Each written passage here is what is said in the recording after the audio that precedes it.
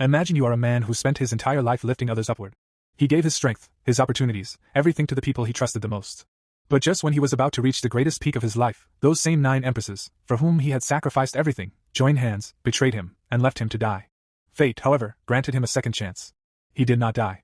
He regressed and returned to the past, and not only him, the 9 empresses also returned with all their memories. But this time, the story is not about survival. This time, the question is only one: without my help, how far can you all rise? In Chapter 1, we are shown the scene of the pinnacle located at the very top of the 9 heavens. Greenery spreads in every direction, shining mountains glow, and spiritual energy floats through the sky, raising this place to an entirely different level. The atmosphere is so calm and beautiful that it feels as if this land was never meant for ordinary humans. Near the enormous gate of a luxurious sect standing on this pinnacle, an old man announces loudly that today our 9-life venerable will prove his Tao and achieve sagehood through ascension. He declares that after attaining sagehood, he will achieve his fully deserved position within the 9 heavens. This, he says, is not only a blessing for him but for the entire sect and all its people. The old man continues that today you will witness a moment that you may never see again in your lifetime. This will be a monumental feat, and being able to watch it with your own eyes will be your greatest fortune. Then he proclaims with respect that we should welcome our heavenly venerable 9-life and begin the tribulation. As soon as he finishes speaking, the massive sect gate slowly opens, and our MC steps out with his queens. His walk, his expression, and his entire aura feel so stable and powerful that the surrounding crowd automatically falls silent. Honestly, at first glance, his presence does not feel bad at all. Rather, it creates a different kind of pressure. But some disciples standing behind, seeing the MC's grandeur, begin to whisper rude comments among themselves. Hearing this, the elders nearby immediately grow strict and scold them angrily, telling them to keep their mouths shut and learn to respect their seniors. The elders warn clearly that if this man's mind even slightly turns, his power is so terrifying that he alone can wipe out their entire clan. They remind them that in the past he fought the Yao clan alone and even annihilated the whole demon domain by himself. Hearing this, the disciples' faces turn pale and silence spreads everywhere. Meanwhile, the tribulation has fully begun. The sky roars, lightning crashes, and the entire area fills with tribulation energy. Our main character, without any hesitation, walks confidently straight toward the center of the tribulation, challenging it directly. Not for a moment does he show fear or doubt.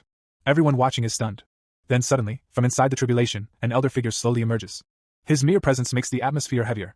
Seeing this, even the MC is briefly surprised, because such a scene is rarely witnessed. A girl says in a trembling voice that this is Heavenly Venerable Gujing, one of the top-ranked tribulations existing for centuries. Many people grow afraid, but some elders still believe that our 9-life venerable is invincible and no tribulation can stop him. Calmly, the MC asks Gujing if they should begin the battle. Gujing, with a straight face, replies, "Start." The fight begins. Their clash is so intense that even space starts to distort. Explosions echo, lights flash, and it feels as if the sky itself will break apart. Yet strangely, the empresses behind the MC show no worry at all. Their expressions remain normal. Instead, they whisper to each other that they had been waiting for this moment for a long time. Their words carry not fear but a strange confidence. Then Gujing uses the Tao of Time.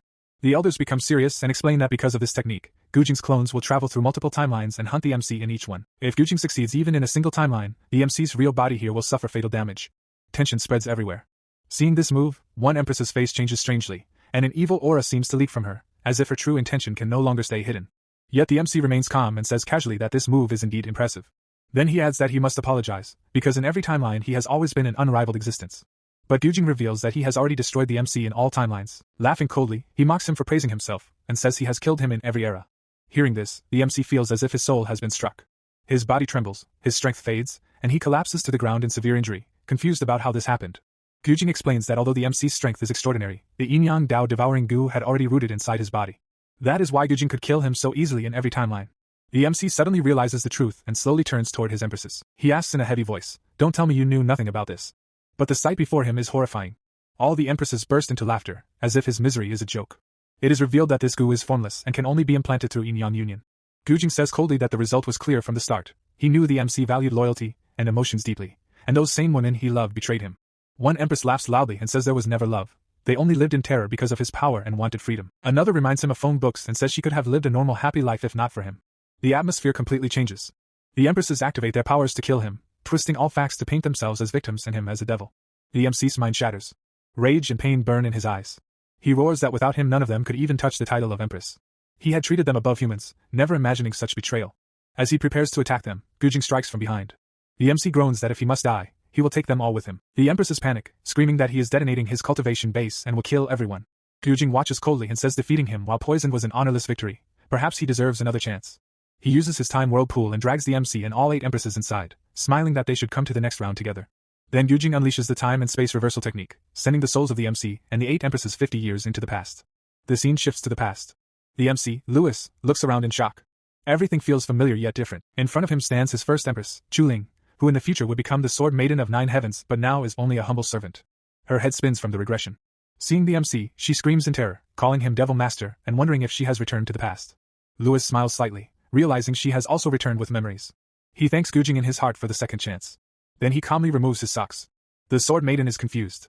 Louis extends his feet and says casually, "Wash my feet." She is stunned, yet silently begins washing them, her hands trembling. Louis thinks he could kill her now, but death is not the cruelest punishment. He will let her live, so she can experience the absolute misery of a life without him. He tells her calmly that none of this was a dream, they have truly returned to the past. She is shocked and asks, "We all?" Louis cuts her off and says everything is real, Gujing's technique brought them back, and he remembers every word she spoke that day. Her arrogance still remains and she asks, "So what now?" Louis smiles with an evil glint and says only one word, "Enough." Then he declares, "You wanted freedom, didn't you? From this moment onward, you are free." Louis stands up and opens a drawer kept nearby. From inside, he takes out a token and, showing it to the sword maiden, says, "Look at this carefully." "What is it?" The sword maiden replies with slight hesitation. This is my life tablet." The very next moment, Louis, without any expression, burns that life tablet right there. With a brief flash of fire, the tablet turns into ashes. Louis says in a cold tone, "There, you see? I have burned the contract tablet. From now on, you are completely free. Whenever you want, you can return to your true sword manner." Seeing this, the sword maiden becomes shocked, yet she still composes herself and speaks in a straight tone. "Louis, you had 9 lives, yet in your first life, why did you choose to self-destruct?" But Louis no longer wishes to keep any kind of relation with her. His face hardens. He turns toward her angrily and says, "Mind your own business and get lost from here." Hearing this, the sword maiden also begins to leave without stopping. While walking away, she says in a cold voice, "Fine. Now that we all have been reborn, I swear that this time I will give you a truly miserable end." As she walks, she thinks to herself, "Louis, I possess an innate sword body. If none of this had happened because of you, my life would have been far more glorious." Stepping outside, she says in an emotional tone, "Father, mother, brother, your daughter is finally coming back." From behind, Louis watches her walking toward the Chu manor with such emotional steps. The same evil smile rises on his face again, and he murmurs slowly, "A father, a shameless mother, a trash brother, and this poor girl." He thinks further. "Once you return, you will understand what a true devil's cave really is. In this life, I am absolutely not going to show them any mercy. The chains of those 8 women will no longer bind me. No matter what happens, I will definitely ascend to an even higher realm." Just as the MC is about to close the door of the room, suddenly, with a loud bang, the door shatters. A long leg kicks straight inside and attacks him directly. The moment Louis sees this, only one name echoes in his mind, Fairy Red Silk. But the next second he corrects himself. No, in this life her name is still Yu Hangling. Then we clearly see that the girl who broke the door and entered is none other than her. Filled with rage, Yu Hangling stands before the MC and shouts his name. Without thinking for even a second, she attacks him and screams, "Today I will definitely kill you!" But Louis's strength is far beyond her level. Without using any technique, he grabs her neck with one hand, lifts her into the air, and hangs her upside down by her own leg. Yu Hangling cannot even understand how everything happened so quickly. Louis slowly moves closer to her and says in a deadly tone, "You still dare to strike at me?" He locks her so tightly that Yu Hangling cannot even move her hands or legs. In a frightened, stammering voice she says, "W, what are you doing?" But Louis has no intention of doing much to her. He already knows that this girl's fate ahead is not going to be special either. He says coldly, "Today you will fix my door with your own hands. And if you fail to do so, I will twist your neck and end your life right here." Even though she is completely locked, Yu Hangling still says in a trembling voice, "I refuse. If none of this had happened because of you, I would be with Foamwux right now." Hearing this, Louis laughs lightly and replies, "Then in this life too, if you hope to find him, you will have to give your best try, won't you?" The moment she hears this, Yu Hangling's face tightens. Fear spreads through her entire body and she says while trembling, I will fix it. I will repair the door. Please let me go." But Louis tightens his grip on her neck even more. At that moment Yu Hangling thinks in her mind, "Damn it, even after returning to the past, I am still no match for him." As soon as she completely gives up, Louis throws her to the ground like an insect and says in a harsh voice, "Now get to work. And if I don't find this door fixed when I return, you are finished." Yu Hangling somehow gathers herself and stands up. In anger and helplessness, she shouts at the MC, "Louis, at least in our past life we were Dao companions. How can you treat me like this?" Hearing this, Louis's face remains emotionless. In an ice-cold tone he replies, "That was in the past. In this life, you and I are nothing to each other." Those words hit Yu Hangling like a thunderbolt. Anger, humiliation, and helplessness appear clearly on her face. She has nothing left to say, and the scene changes from here. Now we are shown a beautiful garden area. Colorful flowers bloom all around, the atmosphere is peaceful, and faint spiritual energy flows in the air. Louis walks into this garden. Here, an extremely angelic and beautiful woman is taking care of the plants. This is Bai Xiulong. The moment Louis steps into this place, Bai Xiulong immediately senses him. She looks forward, and Louis respectfully greets her, calling her master. But seeing Louis, Bai Xiulong's expression suddenly changes. She asks directly in surprise, "Why do you have only 1 life left now?" Hearing such a direct question from his master, Louis hesitates for a moment. Scratching his head lightly, he says, "This disciple's skills were somewhat lacking. During a cultivation session, to force a breakthrough, I merged my 9 lives into 1. That is why only 1 life remains now." Bai Xiulong's anger becomes visible. Looking at him sternly, she says, "I have found a way to suppress the Chaotian power. So forget the events of the past life as just a dream. We will never allow those things to happen again, she adds in a sharper voice. And if such filthy and treacherous thoughts ever arise in your mind again, I will not hesitate for even a moment to erase your existence from this sect. Louis replies calmly. This disciple will carve Master's teachings in his heart. Outwardly he appears obedient, but inside he laughs lightly and thinks, do you really believe you found a method? If I had not transferred the ocean poison into my own body, do you think you could ever have ascended as a Tian Empress? Here we clearly understand that Bai Tsulong was also one of the MC's Empresses in the past life, now appearing as his master. The scene changes again. The MC is sitting alone on a mountain peak. Looking at the sky and the world below, he says to himself, no, my cultivation base has fallen back to the 5th stage of chi condensation. It seems I must grind everything from zero again. Then he whispers, old friend, are you still with me? Immediately a system notification opens before him. 3 options appear, cultivation, deduction, enlightenment. A robotic voice echoes. I am here, host. What do you need? Hearing this voice, Louis feels a strange relief. Smiling lightly, he says, thank goodness, you came with me too. But wait, do you no longer need energy to operate? With a soft ding sound, the voice replies, I have now become the heavenly Tao itself. Why would I need energy? Louis nods and says, true, but as heavenly Tao, haven't you become a bit too ruthless? He complains, was it really necessary to drop the most dangerous top-tier tribulation of all eras on my head? The calm, merciless voice answers, absolutely necessary. After all, you are my host. Preparing the ultimate challenge is my duty. Louis's face falls. He says dryly, thanks a lot. Then taking a deep breath, he says, fine, let's begin cultivation. The system ignores his sarcasm and replies casually, you are welcome. Initiating the cultivation of the 9 life undying heavenly scripture. The scene shifts to the Sword Maiden. Outside the Chu Sword Manor, long stairs appear. The exhausted Sword Maiden climbs them step by step. Every stair feels like a test, yet somehow she reaches the top. Standing before the manor, she says breathlessly, Father, Mother, I have returned. Her eyes become moist, believing everything will be fine now. But the guard at the gate sees her and becomes shocked. He thinks, is this really the eldest miss? Why has she returned? He blocks her path and shouts harshly, where did this beggar crawl up from? Trash like you has no place in the Chu Sword Manor. Get lost.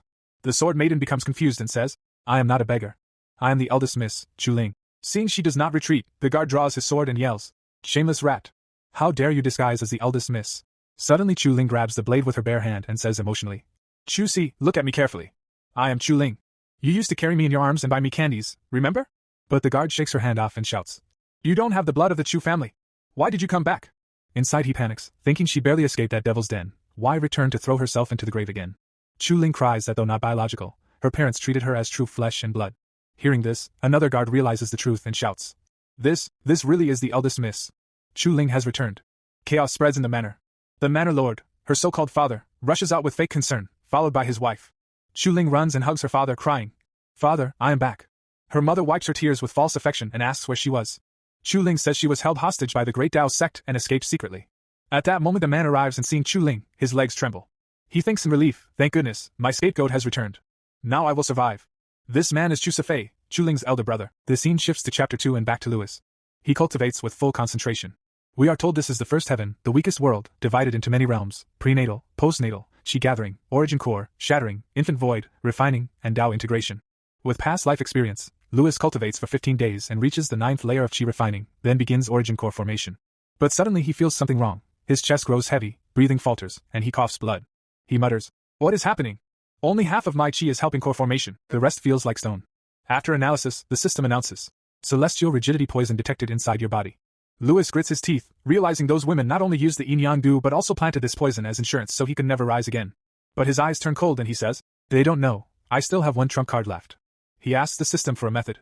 The system replies that after breaking through to origin core and converting true chi into true essence, the poison will dissolve. Louis remembers that in the past he created a perfect return to origin pill which could force the breakthrough. But that pill was gifted to Yu Hangling in the previous life. His fists clench. In this life, nothing like that will happen. Suddenly movement appears in the sky.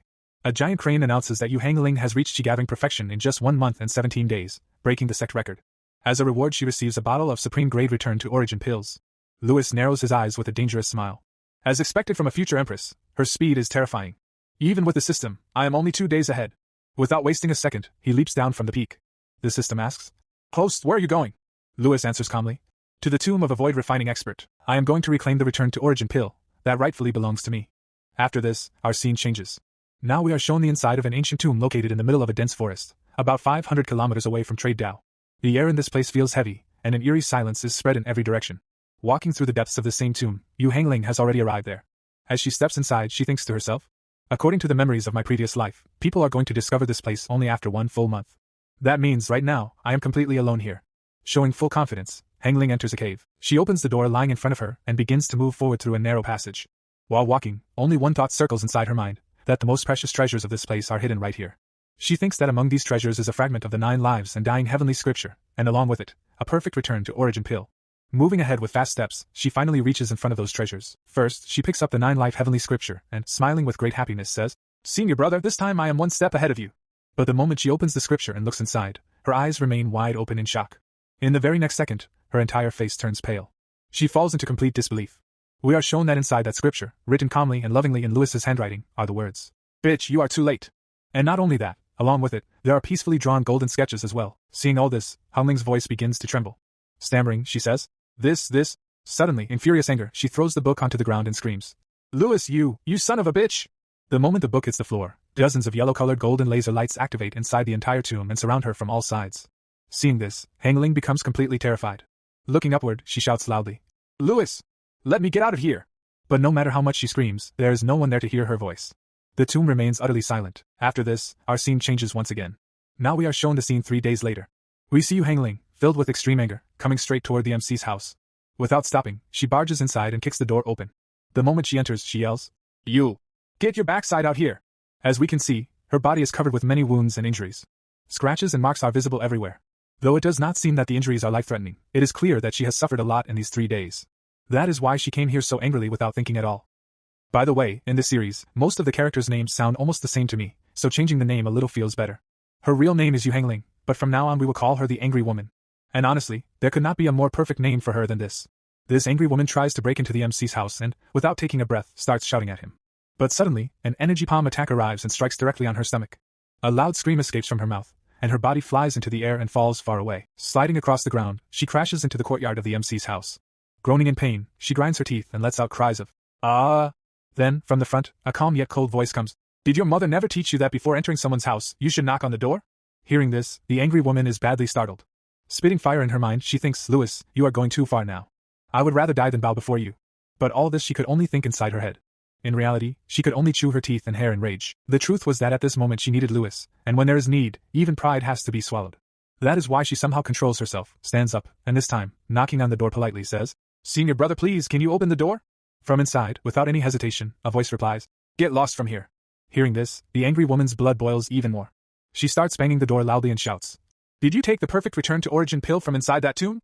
But the answer to her question does not come in words. The door opens by itself, and at the same moment, several energy attacks rush out and hit her one after another. Due to the direct hits, her body is thrown away again. However, this time she somehow manages to maintain her balance. Taking a deep breath, she tries to calm herself and thinks, "Stay calm, don't get angry, keep it all inside." Then, grinding her teeth, she asks once more, "I am asking you for the last time.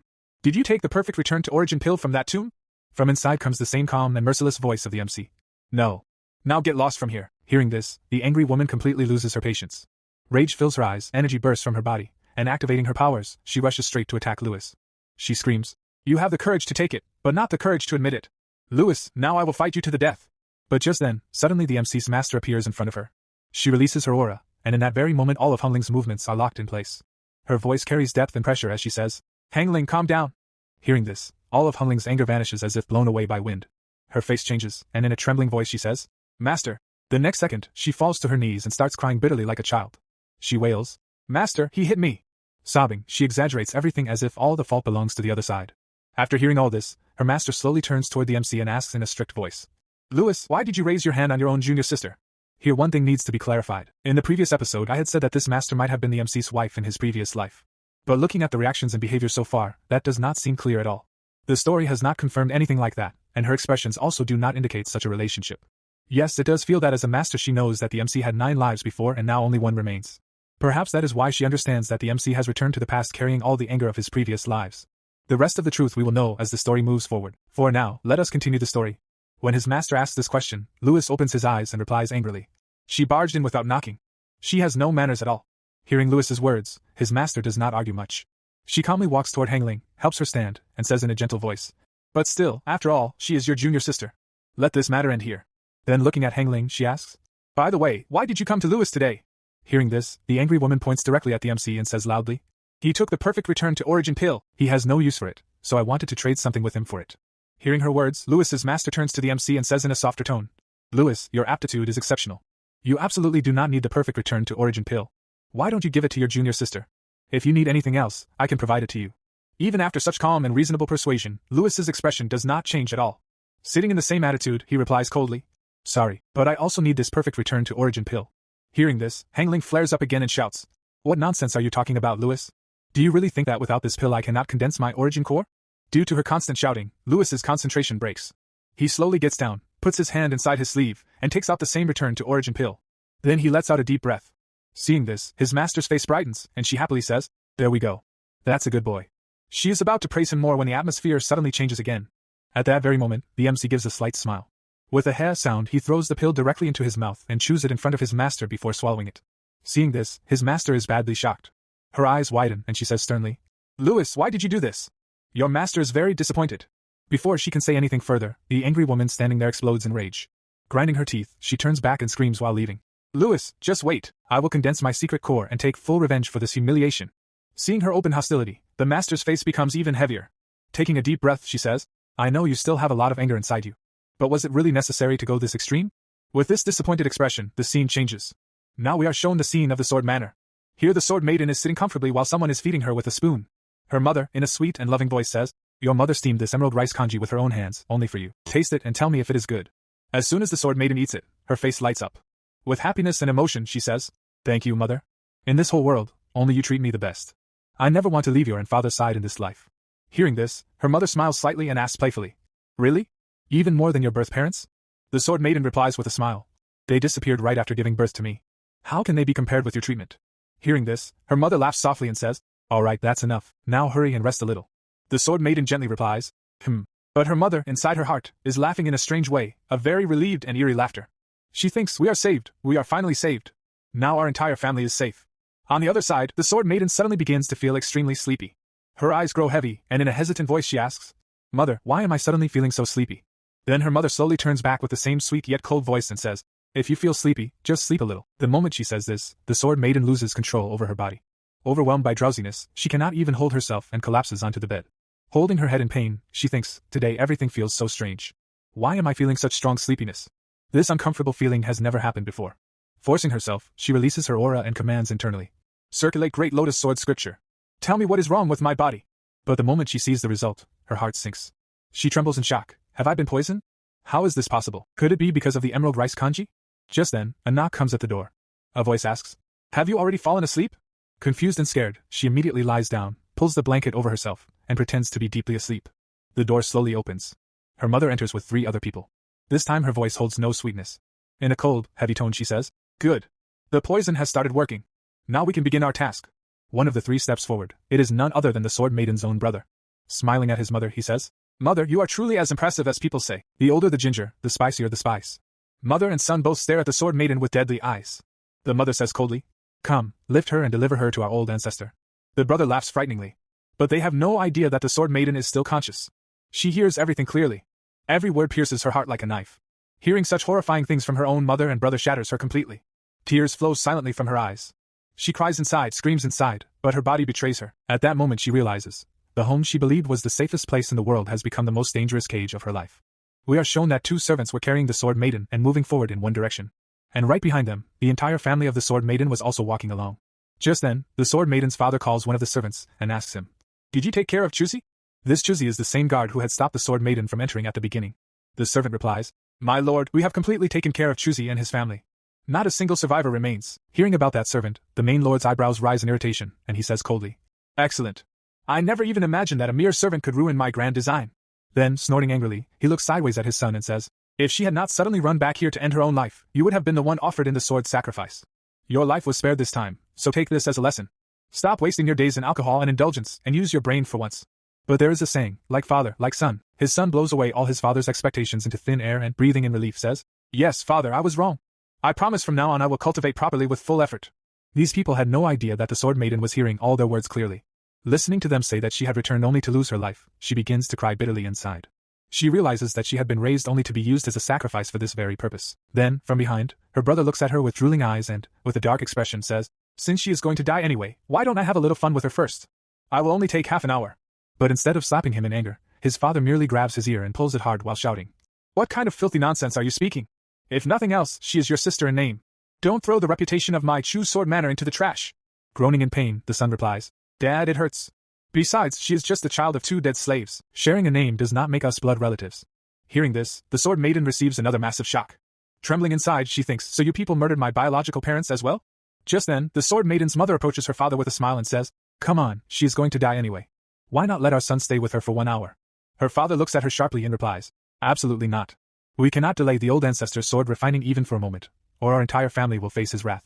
Seeing even her so-called mother speaking such vile words, the sword maiden feels an unbearable rage rising inside her.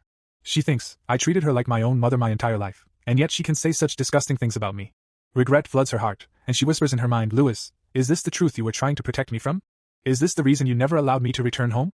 She begins to remember scenes from her past, scenes that once never felt painful but had now turned into poison. She recalls the days when she was training dangerously with Louis, training so harsh that many times her life was truly at risk.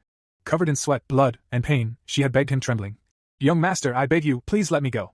I miss my parents so much. At that time Louis had looked at her and smiled slightly, but there was no humor in his eyes. Comforting her, he had said, They are not even your biological parents, then why are you in such a hurry to go back? Hearing this, the sword maiden had puffed her cheeks in anger, turned her face away stubbornly, and said, They treat me better than even my birth parents ever would. Seeing her sulk like that, Louis had laughed softly and replied, All right. Just wait until I finish refining that sword. After that, I will personally take you back home. She had come close to him and said in a sweet voice, Young master, what nonsense are you saying? What kind of sword takes so long to refine? You are definitely trying to coax me like a child to keep me here. Then the scene shifts. When the sword maiden finally reached Chu Sword Manor, the sight before her burned her entire world. The whole manor was engulfed in flames. Smoke everywhere, screams, the stench of burning wood. Her legs had given up, and she had collapsed on her knees crying, Dad. Mom. I came too late. From that very moment, hatred for Louis had been born in her heart. She had sworn inside, Louis, all this happened because of you. I will take revenge on you. But now, hearing and seeing the real truth, only regret remained inside her. Her heart was completely broken. She thought painfully, Louis, the sword you were talking about was actually a demonic sword. With this thought, the scene changes again. At the same time, on the other side, our MC was watching this entire scene in HD quality with the help of the system. Every word, every sound, every intention was clear to him. The system says in a cold voice, Host, it is truly a shame that she is unconscious right now and cannot hear the Chu family's words. Louis smiles lightly while watching all this. Laughing at the system's comment, he says, How can a person who returned from the great emperor realm fall unconscious from a mere sleeping drug? Right now she is simply refusing to accept reality herself. The system asks, Host, are you thinking of saving her? Hearing this, Louis changes his position lazily, like a spectator in a theater, and says with a smile, Save her? The satisfaction I get from seeing her suffer like this cannot be compared to anything else. After all, this is the return of an emperor realm being. Now she does not need me to save her. The scene changes once more. Now we see everyone moving toward the sword forging grounds. The entire atmosphere is becoming heavy and terrifying. The Chu family reaches in front of a massive mansion. The sword maiden is laid on the ground, and the whole family kneels behind her. Her father greets the ancestor respectfully. A shadow appears in front of the mansion and slowly becomes clear. It is an old man, Chu Kaixing, the old ancestor of Chu Sword Manor. Hearing the greeting, he slowly opens his eyes and looks at the sword maiden lying before him. Observing her body with one glance, he says with cold satisfaction, Excellent, now hand her over to me. He stands up and orders, Chetian and Chef, you two stay here and witness the completion of this demonic sword ceremony. Hearing this, the father and brother bow and thank the ancestor. The old ancestor moves forward and lights a fire beneath a massive cauldron. Inside the cauldron, a sword floats in the air. At first glance no one could tell it was demonic, but the moment one feels its aura, it becomes clear that this is a terrifying and purely demonic existence. Staring at the sword greedily, the old ancestor laughs. This demonic sword has consumed more than 30 years of my life blood. Now only the final step remains. The sword maiden's father congratulates him. Once you refine this sword, you will directly ascend to the shattering infant realm. The old ancestor raises his hand and says, Let us begin. Black fiery swords form in the air and move toward the demonic sword. The ritual begins. The demonic sword reacts, the entire area trembles, and the ancestor chants strange incantations. Then he commands coldly, Sacrifice to this sword. At that moment, the sword maiden's father lifts her in his arms and walks forward, saying emotionlessly, Today you serve as the sword sacrifice for our Chu clan. Raising you for so many years was not in vain. There is no regret in his voice, no hesitation, only cold utility. Without wasting a second, he throws the sword maiden directly into the blazing cauldron. She falls into the raging flames. The heat tears through the air, yet not a single scream leaves her mouth.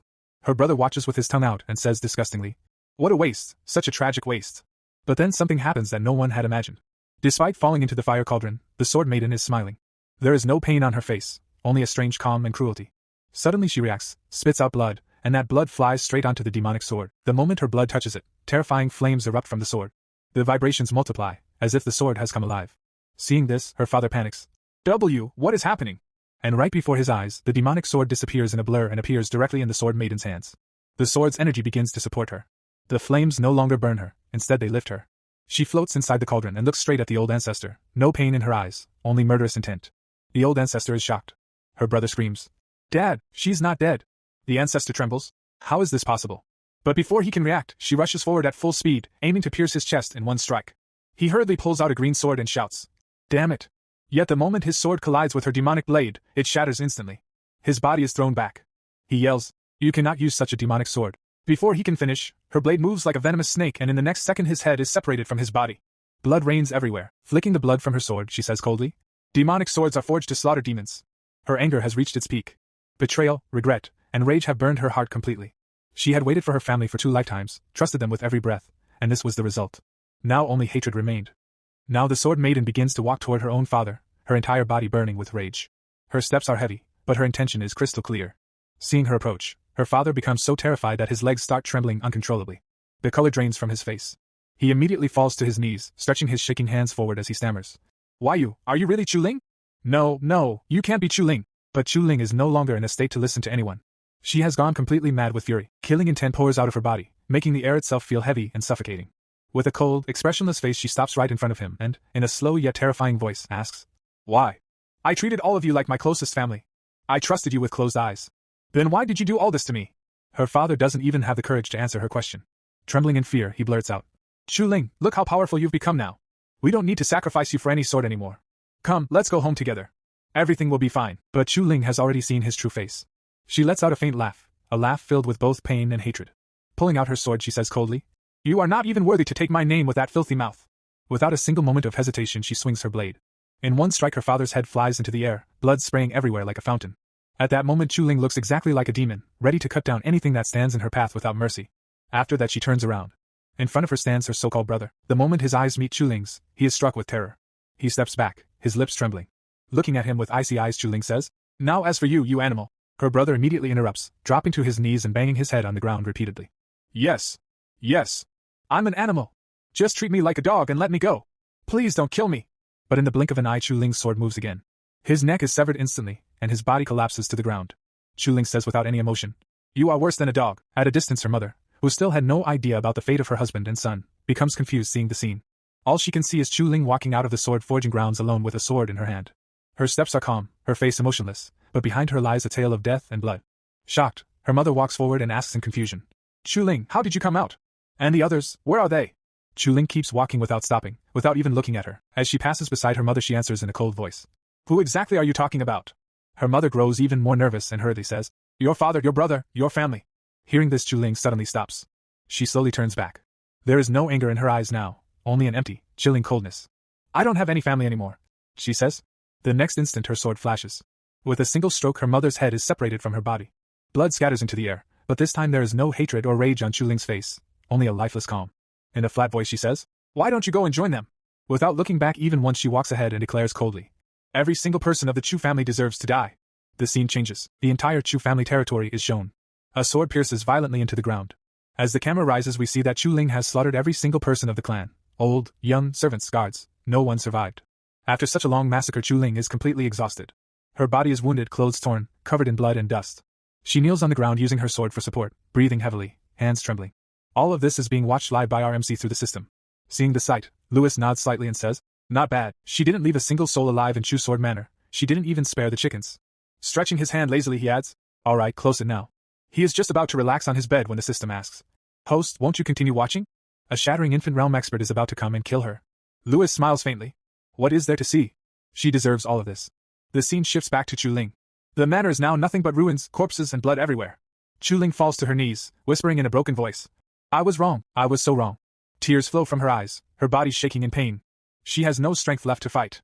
From a distance someone approaches, the shattering infant realm expert, Reverend Li Jian. The moment he sees Chuling and the demonic sword in her hand, greed shines in his eyes. This demonic sword, it's actually complete. Laughing, he pulls out his blade and shouts, "That sword only brings you pain. Let me free you from it." He attacks at full speed, but Chuling barely tilts her sword, offering almost no resistance, as if she has already accepted death. Yet Li Jian suddenly stops his blade near her neck, noticing she hasn't reacted at all. No fear, no hope, nothing. He laughs madly. "Just as I thought, she has completely lost her mind." But at that very moment Chuling moves. With a single block she releases an overwhelming force that blasts Li Jian away, tearing his clothes and throwing him to the ground. Stunned, he mutters, "She's only at Origin Core Realm. How can she have such terrifying sword skills? Chu Ling stands there lifelessly, as if emotions have abandoned her. Li Jian stares greedily. This girl hides a huge secret. The sword isn't the only treasure here. Suddenly Chu Ling turns and begins running away. Li Jian is shocked. What? She wasn't reacting at all just now. He chases after her, shouting obscenely. Don't run. Be a good girl and come to Li Jian. Chu Ling keeps running despite her injuries, blood dripping with every step. Her lips tremble as she repeats. I was wrong. I must repent. I must repent. Her mind seems broken, clinging only to guilt and regret. The scene shifts to Louis. Outside, the furious woman Hang Ling is banging on his door, screaming accusations. Louis sits calmly in meditation. The system asks. Host, she is insulting you so badly. Will you just listen? Without opening his eyes, Louis replies. Block my ears. I must focus on cultivation. Nothing will stop me from achieving sagehood. Later Hang Ling's master arrives and scolds her, revealing how Louis refined every treasure for her countless times. Hearing this, Hang Ling is shaken, but still refuses to apologize. Her master angrily sends her to the back mountain to reflect. Finally the scene changes again. Barefoot and wounded, Chu Ling climbs the stairs toward Louis's mountain, leaning on her demonic sword. There is no hatred left in her eyes, only exhaustion and regret. Looking toward Louis's courtyard she whispers softly. Great Tao. She stands there trembling, breathing heavily, staring at the place as if realizing for the first time everything she has lost in her life. At that moment, someone noticed Chu Ling standing there and cried out in shock. Who goes there? Before anyone could react, Chu Ling's strength gave out. She collapsed to the ground and fainted. Yet, just before losing consciousness, she murmured weakly. Bailon Peak. Lu Yi. I am Ling. The female disciple rushed toward her in alarm, but a sharp voice suddenly stopped her. Stay your hand, fellow Taoist. When the female disciple looked up, she saw Li Jian descending from above. He landed gracefully and said, Fellow Taoist, I have hunted this vile creature to this very spot. I mean no disrespect to the majesty of the great Tao sect. I shall remove this trash immediately. Li Jian stretched out his hand toward Chu Ling, but the female disciple instantly drew her sword and blocked his path. Not so fast. Since she invoked the name of one of my sect members, I intend to return and verify it. If he claims not to know her, only then may you take her away. She turned to another disciple and ordered. Keep a close watch. Do not let him take her before I return. The disciple nodded. Understood. At Bailon Peak, the female disciple stood outside Lu Ye's room and called out loudly. Junior brother Lu Yi. A woman claiming to be Chu Ling has collapsed outside the mountain gate. She is being hunted and is gravely injured. Do you know her? From inside, Lu Yi asked coldly. Who? The disciple replied. Chu Ling. After a brief silence, Lu Yi answered in an icy tone. I don't know her. The female disciple responded. Since junior brother does not recognize her, we shall not intervene. Lu Yi repeated firmly. I said I don't know her. Understood. Farewell, she said before leaving. Inside, the system asked Lu Yi. Does master truly intend to leave her to die? Lu Yi replied calmly. Have you forgotten how she treated me in my past life? Besides, she isn't going to die. Outside the gate, the female disciple returned to Li Jian and informed him. I have verified the matter. My sect's disciple does not know her. You may take her away. Li Jian sneered. Just as I thought. The great Tao sect is a pillar of the righteous path. How could it possibly associate with a demoness like her? He stepped closer to Chu Ling and said. I shall remove her at once, lest she sully your noble grounds. But just as his hand was about to touch her, an invisible force struck, freezing his arms solid. Li Jian roared. Who dares? A powerful figure appeared. It was Bai Qiulan, her expression cold with anger. Stay your hand. The surrounding disciples immediately dropped to their knees. Greetings, Marshal and Bai Qiulan declared firmly. You cannot take her away. Li Jian clenched his fists in fury. The magnificent great Tao sect, reneging on its word? That is hardly the conduct of a righteous faction. The female disciple flared up and pointed her sword at him. Impudent! Do you wish to find out just how sharp the great Tao sect's swords are? Li Jian drew his own blade with a cold laugh. My sword is none too dull either. The female disciple prepared to strike. In that case, but before she could move, Bai Qiulan attacked from behind, instantly freezing Li Jian's entire body. She said in an indifferent tone. Dispose of the corpse. I will take this woman back to the sect. Bai Qiulan carried Chu Ling to another residence, and urgently said to her senior sister. Senior sister, please save Chu Ling. She laid Chu Ling onto the bed. The girl looked terribly wounded. The senior sister examined her and began to heal her while murmuring. How could she be injured this badly? Bai Qiulan sighed. She was practically a corpse. What sheer force of will kept her clinging to life until now? The senior sister gave a confident thumbs up. Fear not. So long as the spark of life remains, I can bring her back. Bai Qiulan bowed slightly. I am in your debt. After some time, Chu Ling finally regained consciousness. The moment she opened her eyes, she whispered instinctively. Young master. Seeing her awake, Bai Qiulan hurried to her side. Linger, you're awake. Chu Ling looked around in confusion. Sister Bai? Where is the young master? The senior sister silently observed from the side, thinking. Sister? A lowly servant girl dares to call Qiulan sister? Bai Qiulan answered gently. Lu Yi is still in secluded cultivation. He has not yet emerged. Chu Ling said anxiously. Then, was it the young master who asked Sister Bai to save me? Many thanks, Sister Bai, but I must go find him. Bai Qiulan shook her head. There is no rush. Focus on healing your wounds first. By the time you have fully recovered, perhaps he will have finished his seclusion. Chu Ling lowered her gaze. I must apologize to the young master. I misunderstood him all this time. It turns out he wasn't trying to force himself on me, he was protecting me. Sister Bai, perhaps we have all misunderstood him. The senior sister, still listening quietly, felt her mind explode. Force himself? We? Good heavens, did I just stumble upon some massive scandal? She stared at the two of them in shock. Just then, Bai Qiulan glanced in her direction. The senior sister immediately turned her face away, pretending innocence. Bai Qiulan walked over and said politely, Senior sister, could I trouble you to step out for a moment? I have some things to discuss with Linger. The senior sister waved her hand. All right, I'm leaving right now. You two chat to your heart's content. After she stepped outside, Bai Qiulan turned back to Chu Ling. Linger, from now on, do not call me Sister Bai. You may address me as Senior Bai. Back when the chaosine poison flared within me, Lu Yi only resorted to that unavoidable act to save my life. Outside the door, the senior sister had not actually left. She pressed her ear against the wall and gasped. What do you mean by unavoidable act? But Bai Qiulan noticed her eavesdropping and immediately used her power to place a sound barrier around the room. The senior sister blinked in confusion. Huh? Why can't I hear anything now? Damn it. Just what kind of earth-shattering scandal was that? To think she'd actually block me out. Chapter 7 opens at midday on Bailing Peak. The sun hangs high in the sky, shining brightly over the mountain. At this moment, Lewis's seclusion cultivation finally comes to an end. He slowly opens his eyes and stands up from the cultivation mat. Yawning lazily, he stretches his body and walks forward. After all, he hasn't slept properly for many days. The scene shifts to outside Lewis's residence. A young woman is kneeling there on the cold ground. It is Chu Ling. She sits upright on her knees, unmoving, her expression calm yet stubborn. It is clear she has been sitting here for a very long time. Inside Lewis's mind, his system reacts. The system informs him that she has been waiting outside for an unusually long period and asks whether he wants to go out and check on her. Lewis's face shows no emotion at all. He replies coldly that there is no need. He says he has not forgotten what she did to him in his previous life. The moment Chu Ling comes to his mind, a single image flashes before his eyes. Her face. That cruel, evil smile. The smile she wore when he was dying.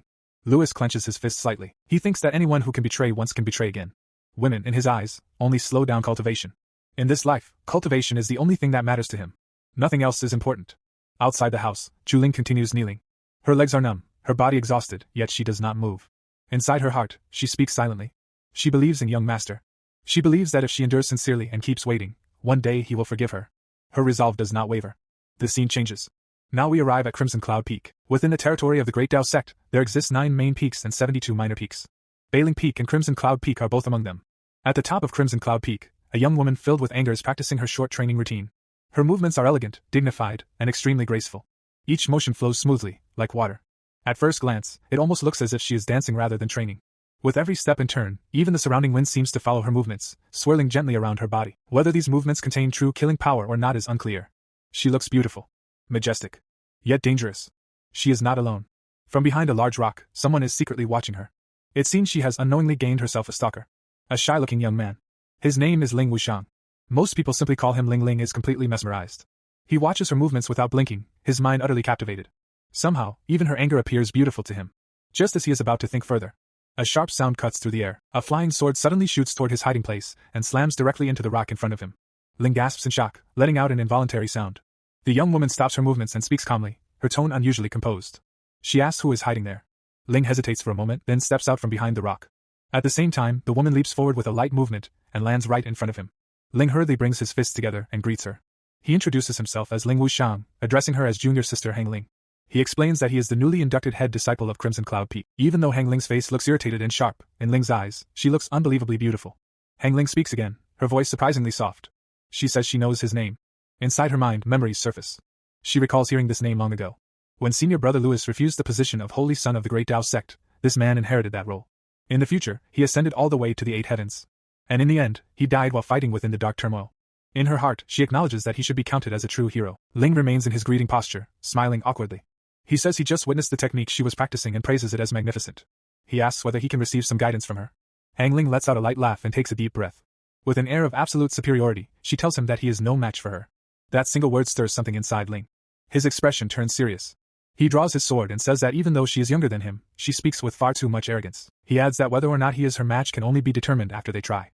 In the next instant, Hang Ling activates her movement technique and appears extremely close to his face. Smiling faintly, she suggests something else. She tells him to go and challenge Louis first. If he manages to defeat Louis, then he can come back and spar with her. That sudden closeness completely flusters Ling. He retreats hastily, his face reddening. He asks who Louis is and says he has no grudge against him. He does not understand why he should challenge someone he has no enmity with. At least, this shows that Ling is not thinking entirely with impulse. He still has some reason. Seeing this, Hang Ling relaxes slightly. She exhales deeply and sits down on a nearby tree branch. She explains that Lewis is the reason her master punished her and sent her into solar tree confinement on Crimson Cloud Peak. Ling steps closer, lowering his voice. He asks her to explain exactly what Lewis did. Hang Ling closes her eyes. She agrees to tell him how everything began. She says it all started on the day she kicked down Lewis's door. The story continues. The details are not shown clearly, but by the time she finishes telling her one-sided version of events, an entire hour has passed. 1 hour later, Ling's expression is twisted with anger. He explodes in rage, saying the story is outrageous and disgusting. Just hearing it makes his blood boil. He questions how someone like Lewis could even be worthy of being called her senior brother. Ling stands up abruptly and begins to walk away in fury. He tells Hang Ling to wait right there. He declares that he will go take revenge on her behalf. First, he will defeat Lewis. Then, he will force him to apologize to her. Hearing this, Hang Ling becomes anxious. She hesitates and tries to stop him, saying that he truly cannot defeat Lewis. But Ling does not stop. He shouts that he has already made his decision. If he does not teach Lewis a proper lesson today, then he is not worthy of being called the head disciple. The scene shifts back to Lewis. He truly has become a cultivation fanatic. He had just finished cultivating once, and now he is already sitting down again. Just as he begins to focus, he senses someone entering his courtyard. He opens his eyes and asks who is outside. A firm male voice answers with a name. Ling Wushang. Hearing that name, a memory surfaces in Lewis's mind. An arena. A fierce battle. Logically speaking, their first meeting should have happened during the All-Sect Disciple Tournament. Lewis remembers clearly that he was the champion, while Ling was the runner-up. Lewis walks over and opens the door.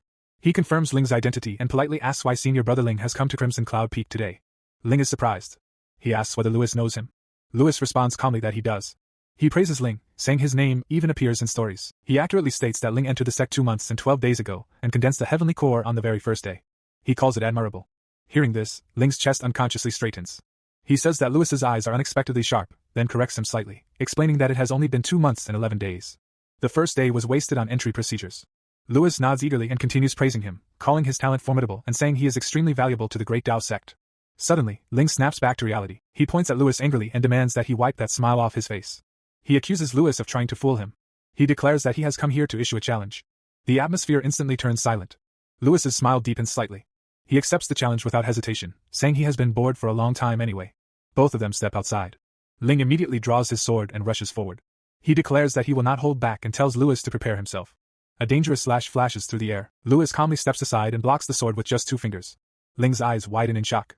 Lewis releases a faint aura, gathering power into his fist as he charges forward. He apologizes calmly for the offense. Ling grits his teeth and tries to block with his sword, sensing danger. But before he can react, Lewis disappears. In the next moment, Lewis appears behind him and delivers a powerful kick to his back. Ling cries out as his body flies forward, crashing face first several steps away. No lethal weapon. No aura release. Yet the humiliation is complete. Lewis looks down at him calmly, and says that this should be enough. But Ling is stubborn. He stands up again, rage burning in his eyes. He demands one more round. This time, he draws his sword with full seriousness. He activates the Crimson Cloud sword art. Taking a proper fighting stance, he prepares for a real battle. Ling attacks Lewis once again. In his mind, Ling is certain of one thing. This time, Lewis will not be able to dodge. But that thought is nothing more than an illusion. In the very next movement, Lewis passes straight by Ling's side. Effortlessly. Casually. The attack misses completely. Ling's eyes widen in disbelief. He cannot accept what just happened. His breathing becomes uneven, a trace of panic appearing on his face. Before he can even react, Lewis's fist is already rushing toward him. Lewis speaks calmly. Look carefully. I will only demonstrate this once. Lewis's arm shoots forward like lightning. In an instant, his hand clamps onto Ling's collar. Ling's pupils shrink. He blurts out instinctively that Lewis is far too fast. But before his words can finish, Lewis grabs him by the collar and spins violently, throwing him away like a rag doll. At the same time, a crimson-red aura bursts out from Lewis's body. On the other side, Ling stabs his sword into the ground. His feet scrape across the surface as he slides backward, barely managing to stabilize himself. Lewis then stands upright, calm and dominant, like a true Sigma male. He looks at Ling and asks casually how was that, and whether he still wants to continue. Ling is clearly shaken now. Sweat drips down his face. His voice trembles slightly as he admits that in terms of skill, he is inferior, but his comprehension ability is strong. Lewis tilts his head slightly. Oh? What does senior brother mean? Ling suddenly launches another attack. He shouts that he has already comprehended the second form of the Qixia sword art.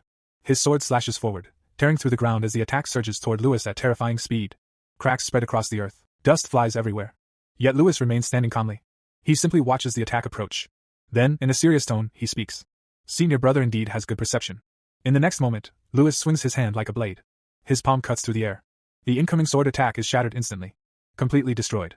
Seeing his strongest move erased so casually, Ling is utterly shocked. Cold sweat pours from his body. His eyes remain wide open. He cannot say a single word. Lewis lowers his head slightly. He extends his hand forward in greeting and asks whether they can end it here. Ling takes a deep breath. He bows his head and returns the greeting. He admits his defeat.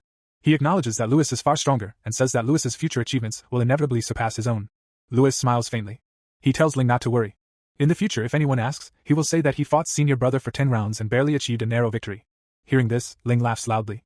He praises Louis as a good person and says he will remember him. He then turns around to leave, bidding farewell and saying they will meet again.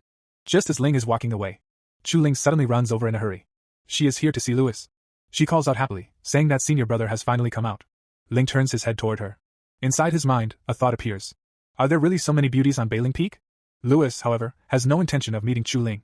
Without hesitation, he shuts his door. The sound echoes in the courtyard. Chu Ling freezes on the spot. She stands there silently, completely stunned. Slowly, she kneels down again. Her face is filled with sadness. She asks softly why senior brother closed the door again.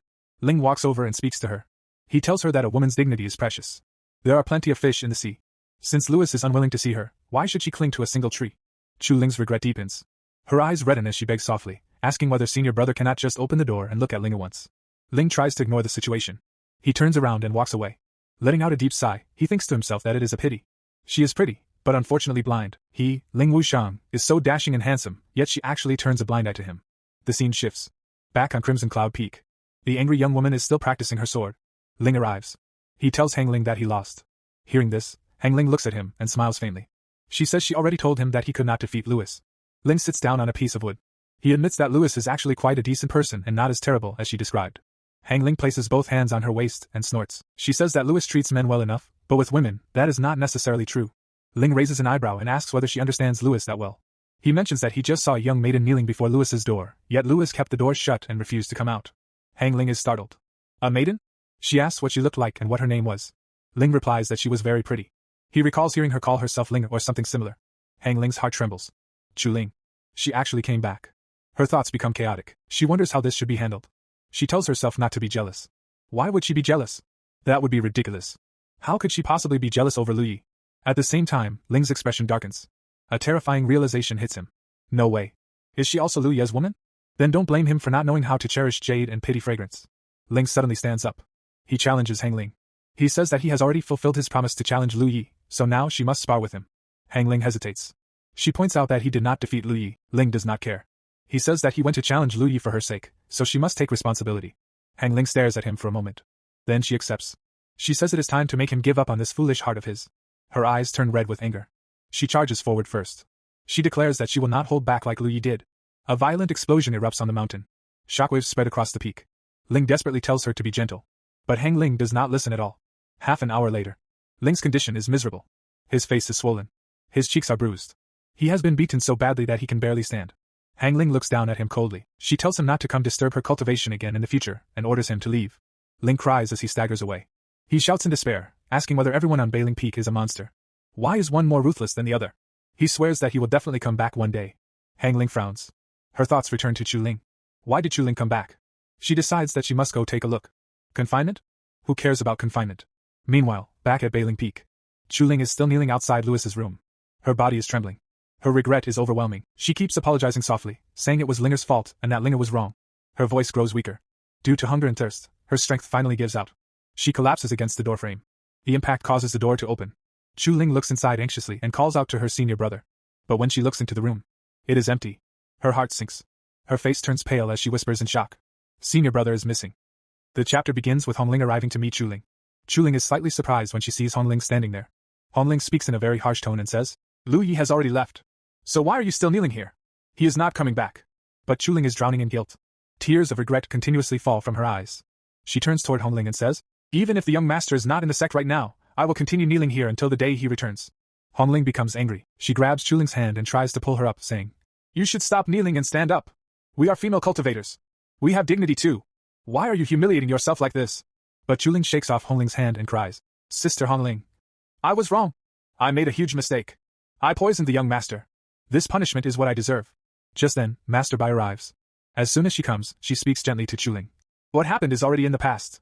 From now on, we should start anew. You shouldn't keep blaming yourself. But Chu Ling still cannot let go of the past. She firmly shakes her head and says, A heavenly rigidity poison can never be completely cleared. A part of it will remain inside his body forever. Curing it is extremely difficult. When Hongling and Master Bai hear this, both of them are shocked. Hongling asks in disbelief, You mean, the heavenly poison is still inside Lu Ye's body? And it will remain there permanently? She is confused. Master Bai then speaks again, mentioning the perfect returning origin pill. The moment Chuling hears about that pill, her regret deepens even further. More tears fall from her eyes as she says, "So that means Lu Yi didn't intentionally take the perfect returning origin pill. It was because the heavenly rigidity poison flared up and consumed its power." Hearing this, Hongling's eyes also fill with tears.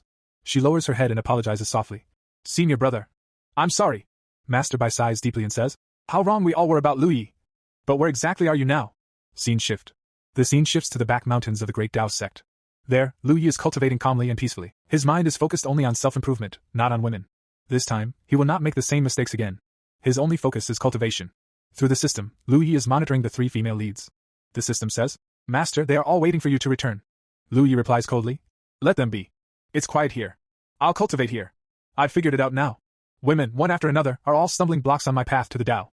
Our main character is finally on the right path. Straightforward. No distractions."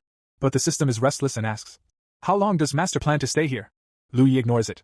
Golden energy bursts out from his body as he smiles and says, "Before the December disciple competition starts, I will reach the 13th layer of the origin core realm and gain qualification to enter the Great Tao Treasure Pavilion." 3 months later.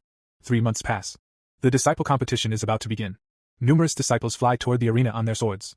Someone announces, "The Order Peak Master of all peaks leads the 92nd generation disciples to gather at the Great Tao Terrace." Lu Yi also flies toward Belan Peak, his face filled with confidence. But suddenly, he stops. His eyes land on 3 figures. They are none other than Hongling, Chuling, and Master Bai. Lu Yi falls silent. At that moment, Chuling turns around. Her eyes meet Lu Yi's. "Young master!" she calls out. Lu Yi gives no response. Suddenly, Hongling runs toward him and apologizes. "Senior brother, I'm sorry." Chuling also rushes over, trying to apologize. Master Bai calls out, asking Lu Yi to stop. The commotion draws everyone's attention. The disciples whisper in shock. "What is going on?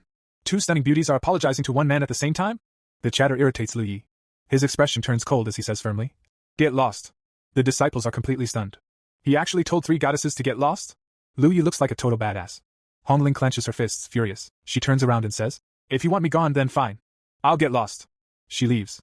Master Bai also turns away, clearly upset. "I'm tired. That's why I'm leaving." She cannot believe how bold Lu Yi has become. Only Chuling remains. She steps forward and says softly, "Young master." But before she can finish, a group of disciples kneel before Lu Yi, bowing deeply. "Hero, a model for our generation. Please accept our bow." They finally understand. Ignore women, move forward, cultivate hard. Suddenly, a powerful voice echoes, "Everyone take your places." All disciples move toward the arena. Another announcement follows. "Next, please welcome the vice sect master." An old man enters the arena. Half bald, wearing round glasses, full of authority. He begins his long speech about the Tao. Lu Yi yawns lazily and mutters, "Even the bureaucratic tone is exactly the same as my past life. I should have arrived later." Finally, the vice sect master announces, "The competition follows a single elimination format. Go all out. Do not be cowardly. I declare the 92nd disciple competition officially begun." Battles begin. A beautiful girl steps into the arena. Several disciples stare shamelessly at her legs. But Lu Yi doesn't even look. Hongling notices this and feels conflicted. The battles begin. Hongling defeats her opponent with a single kick, sending him flying off the stage. The vice sect master announces her victory. Next, Chuling's turn. Before stepping onto the stage, she approaches Lu Yi and says, "Young master, I have joined the Great Tao sect." Tears of regret still fill her eyes. She steps onto the stage while still looking at Lu Yi. The disciples praise her beauty. Her opponent mocks her. "Junior sister, you've already humiliated yourself enough. Why keep throwing yourself at him?" Chuling's expression hardens. She replies firmly, "Thank you for your concern, senior sister. For me, the young master is an existence more important than the Tao itself." The opponent explodes in anger. "Nonsense! I'll beat you until you wake up." This part begins with Chuling fighting another female disciple in the arena. The 2 of them are clashing fiercely while the surrounding disciples cheer loudly. Both sides have their supporters, but especially many disciples are shouting for the other female disciple. "Teach her a lesson. Show her her place." On the other side, senior sister Hongling is quietly looking toward Lu. She starts thinking to herself, although this Lu is a little handsome, there are no fewer than 10 men in the Great Tao sect more handsome than him. So how exactly did this little girl fall for him so deeply? It's truly baffling. Meanwhile, the female disciple activates her technique. Spiritual energy surges around her as multiple clones appear, surrounding Chuling from all sides. She begins pushing Chuling back. "Junior sister, if you don't wake up soon, don't blame me if I accidentally hurt you as your senior sister." But suddenly, Chuling's eyes sharpen. In the next instant, she unleashes her own technique. With one swift motion, she destroys several of the clones in a flash. Her sword moves like lightning, cutting through illusions instantly. Before anyone can react, she appears in front of the female disciple, her blade stopping just inches away from her neck. The entire arena falls silent. Fear clearly appears on the female disciple's face. Chuling calmly says, "Thank you for your concern, senior sister." Then she slowly withdraws her sword and politely adds, "I accept your concession." And just like that, Chuling of Blazing Peak wins. A bright glow appears on her face as she turns toward Lu with a smile. Young master, I won! But Lu gives no response. All the disciples turn to look at him. He still hasn't melted. He knows exactly what he needs to do. He doesn't plan to get distracted by girls. Without even looking back, he walks toward the stage because the next match is his. Everyone is shocked by his attitude. The disciples start whispering among themselves. He doesn't know how to cherish jade and pity fragrance at all. Soon, the next match is announced, Lu versus Gu Qin. A large number of disciples cheer for Gu Qin, wishing him good luck. They want him to defeat Lu. They hope he will crush Lu's ruthless attitude and teach him a proper lesson, so junior sister can finally see what kind of trash he really is. Lu looks seriously at Gu Qin and thinks, I don't seem to have any impression of this name. Without wasting time, Gu Qin charges forward and loudly declares, Today, I'll teach you a lesson on behalf of everyone. But Lu's expression turns cold. He watches the attack coming toward him. He clenches his fist. Spiritual energy gathers instantly, forming a spiritual fist. Boom! With one punch, he shatters Gu Qin's sword. The impact sends Gu Qin flying off the stage. Silence. Then Lu calmly says, I accept your concession. The old master watching from above slightly smiles. This generation has produced some excellent seedlings. Another elder nods. Indeed. Those from Blazing Peak are especially outstanding. The old man continues, Sect leader Hongling and Chuling. I didn't expect junior sister Bai to be not only skilled in cultivation herself, but also so formidable in teaching disciples. They are excellent, certainly. But their emotions are also too abundant. If those two girls run into love, they may not necessarily have the mind to compete. Then his gaze shifts towards senior brother. If this continues, I'm afraid my great Dao sect will turn into the jealous Union sect. After that, many battles take place. In every round, the same three characters continue to win. Chuling advances easily. Hongling also advances. Next match, Lu of Blazing Peak versus Li Jimin of One Dao Peak. Li Jimin activates his technique and creates a turtle spirit shield around himself. The defensive power is extremely strong. He reinforces it further, making it even thicker. But Lu charges forward immediately. Without hesitation, he throws a punch at the shield. Crack. With terrifying force, he shatters the defense completely. Li Jimin is stunned as his powerful shield breaks apart like glass. He falls heavily to the ground, unable to believe that his defense was destroyed so easily. After defeating him, Lu calmly says, Thank you. Now Lu slowly steps higher through the rounds. His next opponent is Hongling. Hongling stares at him carefully. She already knows she isn't his match. I know I can't beat you, she says. But let's agree on one thing first, no hitting the face. Maybe she's planning some trick. She already understands she can't win normally. Lu smiles slightly. You actually reminded me. In the next second. Bam! His spiritual fist lands directly on Hongling's face. She is completely shocked. His speed is far beyond her expectations. The match is practically over instantly. You said no hitting the face, she shouts angrily. Now Hongling activates her technique. Golden energy erupts from her body. Then please enlighten me, senior brother. She uses her fearless divine fist. Lu casually raises his fist. No strain. No forceful movement, just a simple extension of his arm. Red spiritual energy flows from his hand. When her divine fist collides with his, her attack shatters instantly. With a slight push, Lu sends her flying backward. She crashes onto the stage. Defeated. He walks past her, then suddenly stops. Someone comments loudly. Good heavens! Does this Lu not like women, bro? Another disciple mutters. He's not backward, he's straightforward. He only looks forward now. Hongling, like an annoyed kitten, refuses to give up. Senior brother, I'm not done with you. She still doesn't accept defeat. No one knows what she's still clinging to. But Lu doesn't want any relationships anymore. Yet these people keep chasing after him. Two disciples who are actually his fans whisper. If that's really the case, Lu is quite pitiful. Did we misunderstand him? The other nods. Boys being alone outside must protect themselves well. Then the fifth round begins. This time, Lu faces Linggu Yushuang. They stand opposite each other on the stage. Linggu says calmly, I've already made up for my defects. But it seems I'm still not your match. Lu replies, knowing shame and then being brave, making constant progress, that is the way of cultivation. Linggu narrows his eyes. You're not an unreasonable person. So why are you so savage and ruthless toward your junior sisters? Lu doesn't answer. He raises his hand and gestures. Come. You don't need to know that. Just make your move. Linggu becomes angry. He activates his technique and sends countless slash attacks flying toward Lu. And with that explosive clash about to unfold, this part begins with Lu Yi slowly raising two fingers of his right hand. In the next instant, a blazing red sword intent condenses between his fingers, glowing sharply like burning blood. The air around him trembles. Without hesitation, he slashes forward. His sword intent crashes into his opponent's attack, and destroys it effortlessly. Not only that, Lu Yi continues walking forward calmly, as if nothing could stop him. His opponent now clearly feels Lu Ye's overwhelming power. Fear creeps into his heart. His grip tightens, but his confidence is already gone. Lu Yi smirks slightly and says, Senior brother Linggu, do you still want to continue? A faint smile appears on his face, confident, almost teasing. The very next second, Linggu's sword slips from his hand and falls onto the arena stage with a loud clang. I admit defeat. He lowers his head, openly acknowledging his loss. Lu Yi brings his hands together in front of him in a respectful greeting gesture. Thank you for letting me win. The entire arena goes silent. All the elders present are completely shocked. One elder suddenly shouts, Junior Sister Bai is not even a specialized sword cultivator.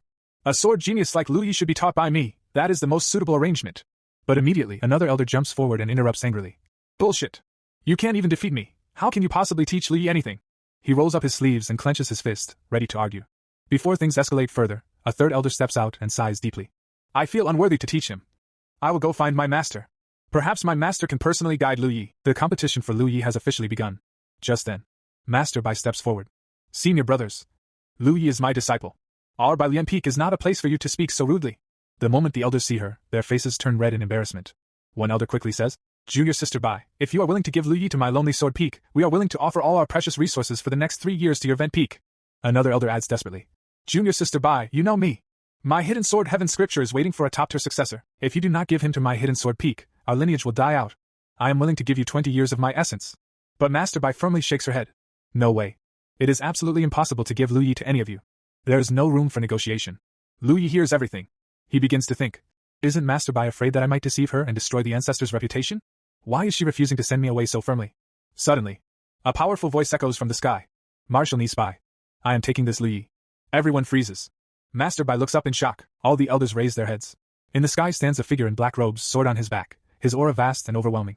It is the venerable battle sword master. He stands in the air with a cold, serious expression, looking down at everyone below. The moment the elders see him, they immediately bow. Greetings, Marshal Uncle Battle Sword. All the disciples fall to their knees as well, including Lu Yi. Lu Yi thinks inwardly. So even a supreme elder of the Dao interrogation realm has come to snatch disciples. But then, another powerful elder appears behind the battle sword master. Junior brother Battle Sword, I believe Lu Yi is more suitable for my sword Dao. Before anyone can react, yet another terrifying elder arrives. Senior brother Dao, I think Lu Yi is clearly more suitable for my sword Dao inheritance. Now multiple venerable level elders are fighting over him. Master Bai is completely shaken. Her heart is pounding violently. According to the sect rules, elders can only choose disciples when they first enter the sect. Snatching someone afterward is against tradition. She quickly speaks up. Martial uncles, according to the established rules, one can only choose disciples when they first enter the sect. To snatch someone now just because you see his outstanding aptitude is truly not the proper way. She is clearly nervous. Her heart is racing. She is afraid Lu Yi will be taken away from her. The venerable battle sword master suddenly becomes serious. His sharp gaze locks onto Master Bai. In a cold, firm tone, he says, You are not a sword cultivator. How can you properly teach a powerful sword genius? The pressure in the arena becomes suffocating, and the real battle is only just beginning. That is still not a reason for you to snatch someone. The venerable battle sword master narrows his eyes. Since you are so stubborn, then I shall ask your disciple directly. His gaze shifts downward toward Lu Yi. Lu Yi, I ask you now, are you willing to leave Bai Lian Peak and bow under a different sword cultivation lineage? The entire arena goes silent. Below, Lu Yi stands quietly, looking up at the sky. On the other side, Master Bai's heart is pounding violently. Sweat trickles down her face. Behind her, Hong Ling is also nervous. Sweat forms at her temples as well. She thinks to herself, Lu Yi, if you really want to leave, does that mean we will have no connection from now on? She assumes he might stay. But that misunderstanding is about to be shattered. And somewhere deep inside her heart, a strange jealousy begins to burn. After all, in their previous life, she and Lu Yi had shared countless intimate dual cultivation sessions. Their connection wasn't shallow. Meanwhile, Lu Yi is laughing inwardly. A devilish smile appears on his face. He brings both hands together respectfully and shouts loudly, Of course, I am willing. The moment the venerable sword master hears this, he bursts into laughter. Ha! Good. Since you have no objection, I will report to the sect master immediately and let him personally decide. Right now, it feels like he just discovered a diamond inside a coal mine. A true genius. The three venerable masters immediately depart at high speed to meet the sect master. Below, Lu Yi watches calmly. Meanwhile, the smaller elders who had hoped to recruit him panic. Let's go! Maybe we can still pick up some scraps. They quickly rush off as well. On the other side, Master Bai's expression falls. No matter how stunning she looks, what does it matter? The future's most powerful sword genius will not waste his time on small pawns forever. Behind her, Hong Ling nervously asks, Master, what should we do? What if? Yes. What if? Master Bai answers coldly. With me here, no one is allowed to snatch him. Then she turns decisively. Who is afraid of whom? If they are going to find the sect master, then so am I. And she swiftly leaves for the great Dao Hall. Just then, a voice echoes from the arena. Why are you still standing there? The competition is not over. Continue. With that announcement, a new girl steps onto the stage. She is extremely beautiful, but unfamiliar. The announcer declares, Semifinals, second match, Chuling versus senior sister Rong Huorong. The disciples whisper excitedly. It's a duel between two beauties. The palm and the back of the hand, both are precious. Honestly, they're not wrong. It's hard to imagine how breathtaking it will look when they fight. Chuling steps onto the stage and politely greets. Senior sister, please make the first move. Scene shifts. The Great Dao Hall. A massive palace, the core of the sect. Even from outside, voices can be heard. Sect master, you must make a decision for me. Otherwise, my lonely sword lineage will truly die out. Another elder says urgently. Sect Master, I cannot helplessly watch a good sword Dao seedling be buried in by Lian Peak's sands. Inside the hall, a majestic figure sits upon a grand throne. Below him, the venerable elders bow respectfully. Behind them stands Master Bai. The venerable sword master declares, Sect Master, if necessary, I will kowtow to you. Then, we finally see the great Dao Sect Master, Lu Chunfeng. He raises his hand and says coldly, Enough. All of you, shut your mouths. Instant silence. Yes, Sect Master. He turns his sharp gaze toward Master Bai. Junior Sister Bai. For a moment, he looks serious. But in the very next second, his expression completely changes. He softens instantly, like a cat trying to act cute. I haven't seen you in a year, you're becoming more and more beautiful. Wow. So even the Sect Master isn't immune when it comes to a beautiful woman. The venerable elders are stunned. Their faces collapse in disbelief. Meanwhile, Master Bai smiles gently, a faint blush appears beneath her eyes.